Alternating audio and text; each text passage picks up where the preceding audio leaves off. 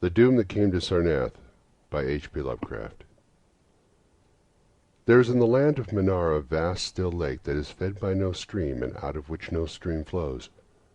10,000 years ago there stood by its shore the mighty city of Sarnath, but Sarnath stands there no more.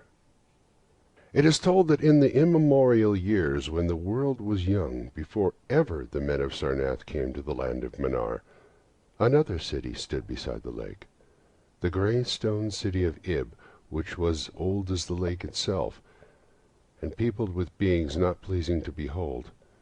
Very odd and ugly were these beings, as indeed are most beings of a world yet inchoate and rudely fashioned.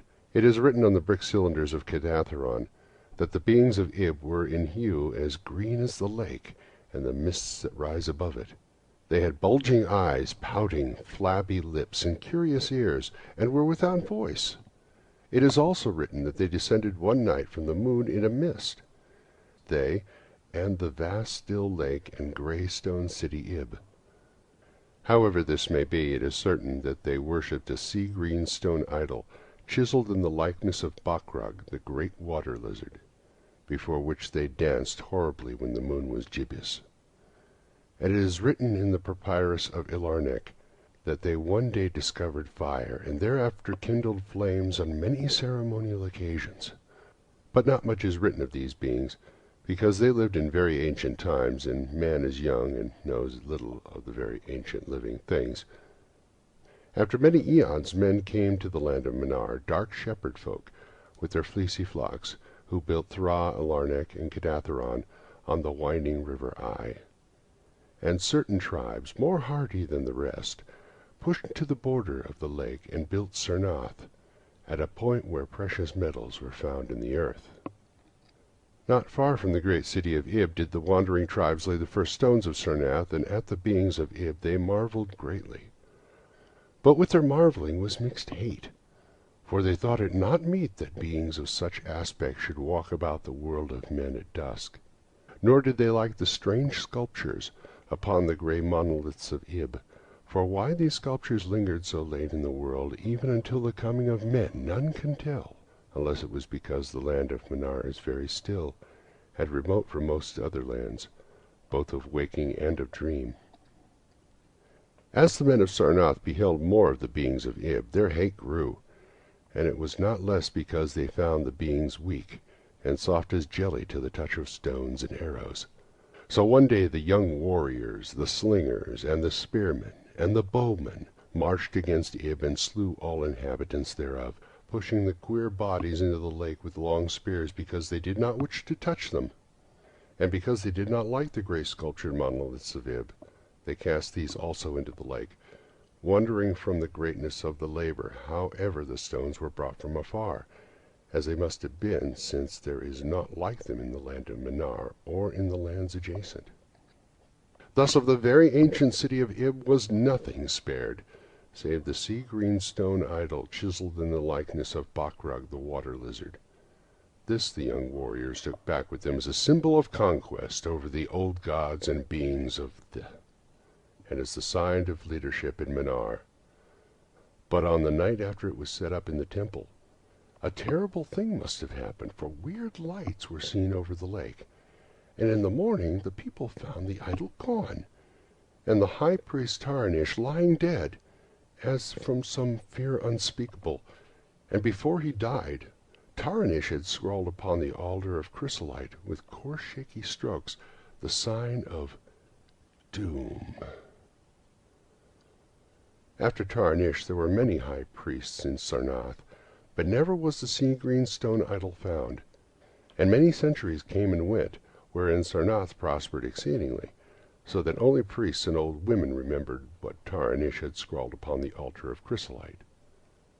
Betwixt Sarnath and the city of Ilarnek arose a caravan route, and the precious metals from the earth were exchanged for other metals, and rare cloths, and jewels, and books, and tools for artificers, and all things of luxury that are known to people who dwell along the winding river Ai and beyond. So Sarnath waxed mighty and learned and beautiful, and set forth conquering armies to subdue the neighboring cities, And in time there sate upon the throne in Sarnath the kings of all the land of Manar and of many lands adjacent. The wonder of the world and the pride of all mankind was Sarnath the Magnificent. Of polished desert quarried marble were its walls, in height 300 cubits and in breadth 75, so that chariots might pass each other as men drove them along the top. For full 500 stadia they did run, being open not only on the side towards the lake, where a sea-green stone wall kept back the waves that rose oddly once a year at the festival of the destroying of Ib. In Sarnath were 50 streets from the lake to the gates of the caravans, and 50 more intersecting them. With onyx they were paved, save those whereon the horses and camels and elephants trod, which were paved with granite. And the gates of Sarnath were as many as the landward ends of the streets, each of bronze, and flanked by the figures of lions and elephants, carven from some stone no longer among men. The houses of Sarnath were glazed brick and chalcedony, each having its walled garden and crystal lakelet. With strange art they were builded, for no other city had houses like them, and travelers from Thra and Alarnec and Cathaderon marveled at the shining domes whereon they were surmounted. But more marvelous still were the palaces and the temples and the gardens made by Zakar the olden king. There were many palaces, the last of which were mightier than any in Thra or Alarnec or Cathaderon. So high were they that one within might sometimes fancy himself beneath only the sky. Yet when lighted with torches dipped in the oil of Dother, their walls showed vast paintings of kings and armies, of a splendor at once inspiring and stupefying to the beholder. Many were the pillars of the palaces, all of tinted marble, and carven into designs of surpassing beauty. And in most of the palaces the floors were mosaics of beryl and lapis lazuli and sardonyx and carbuncle, and other choice materials, so disposed that the beholder might fancy himself walking over beds of the rarest flowers. And there were likewise fountains which cast scented waters about in pleasing jets, arranged with cunning art. Outshining all others was the palace of the kings of Manar and of the lands adjacent. On a pair of golden crouching lions rested the throne, many steps above the gleaming floor. And it was wrought of one piece of ivory, though no man lives who knows whence so vast a piece could have come. In that palace there were so many galleries, and many amphitheaters where lions and men and elephants battled at the pleasure of the kings. Sometimes the amphitheaters were flooded with water conveyed from the lake in mighty aqueducts, and then were enacted stirring sea fights, or combats betwixt swimmers and deadly marine beings. Lofty and amazing were the 17 tower-like temples of Sarnath, fashioned of a bright multicolored stone not known elsewhere. A full 1,000 cubits high stood the greatest among them, wherein the high priest dwelt with a magnificence scarce less than that of the kings. On the ground were halls as vast and splendid as those of the palaces, where gathered throngs in worship of Zokalar and Tamash and Laban, the chief gods of Sarnath, whose incense-enveloped shrines were as the thrones of monarchs. Not like the Echians of other gods were those of Zokalar and Tamash and Laban, for so close to life were they that one might swear the graceful bearded gods themselves sate on the ivory thrones. And up unending steps of zircon was the tower chamber, wherefrom the high priest looked out over the city and the plains and the lake by day, and at the cryptic moon and significant stars and planets, and the reflections in the lake at night. Here was done the very secret and ancient rite in detestation of Bakrog the water lizard, and here rested the altar of chrysolite, which bore the doom scroll of Taranish. Wonderful likewise were the gardens made by Zakar the olden king.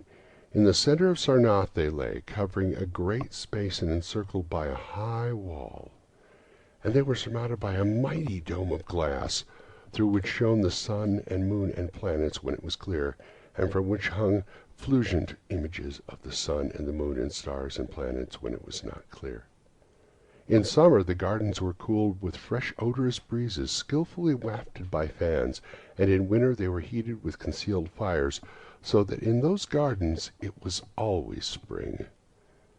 There ran little streams over bright pebbles, dividing meads of green and gardens of many hues, and spanned by a multitude of bridges. Many were the waterfalls in their courses, and many were the hued lakelets into which they expanded. Over the streams and lakelets rode white swans, whilst the music of rare birds chimed in with the melody of the waters. In ordered terraces rose the green banks, adorned here and there with bowers of vines and sweet blossoms, and seats and benches of marvel and porphyry, and there were many small shrines and temples where one might rest or pray to small gods. Each year there was celebrated in Sarnath the feast of the destroying of Ib, at which time wine, song, dancing, and merriment of every kind abounded. Great honors were then paid to the shades of those who had annihilated the odd ancient beings, and the memory of those beings and their elder gods was derided by dancers and lutanists crowned with roses from the gardens of Zakar, and the kings would look out over the lake and curse the bones of the dead that lay beneath it. At first the high priest liked not these festivals, for there had descended amongst them queer tales of how the sea-green Ichion had vanished, and how Tar and Ish had died from fear and left a warning, and they said that from their high tower they sometimes saw lights beneath the waters of the lake. But as many years passed without calamity, even the priests laughed and cursed and joined in the orgies of the feasters. Indeed, had they not themselves in the high tower often performed the very ancient and secret rite in detestation of Bakrag the water lizard? And 1,000 years of riches and delight passed over Sarnath, wonder of the world. Gorgeous beyond thought was the feast of the 1,000th year of the destroying of Ib. For a decade it had been talked about in the land of Manar, and as it drew nigh there came to Sarnath on horses and camels and elephants men from Thra, Alarnec, and Cathaderon, and all the cities of Manar and the lands beyond. Before the marble walls on the appointed night were pitched the pavilions of princes and the tents of travelers. Within his banquet hall reclined Nargis Hay the king, drunken with ancient wine from the vaults of conquered Panath, and surrounded by feasting nobles and hurrying slaves.